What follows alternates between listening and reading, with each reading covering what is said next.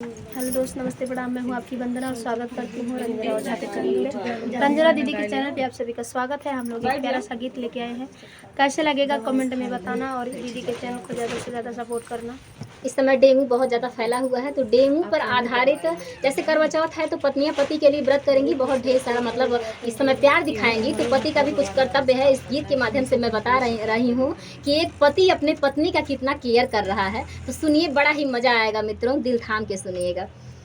मच्छरदानी में हमके बोलावे बलमा, मच्छरदानी में हमके बोलावे बलमा, मच्छरदानी में हमके बोलावे बलमा।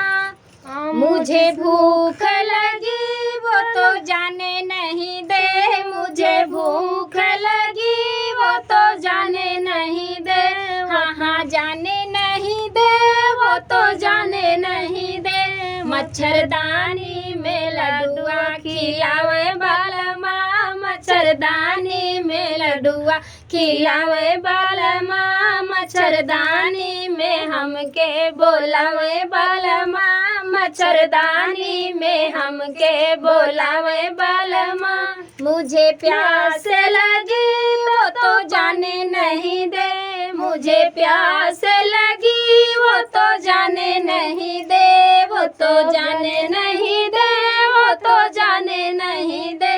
मच्छरदानी में लिमका पियावे बलमा, मच्छरदानी में लिमका पियावे बलमा, मच्छरदानी में लिमका पियावे बलमा, मच्छरदानी में हमके बोलावे बलमा, मच्छरदानी में हमके बोलावे बलमा।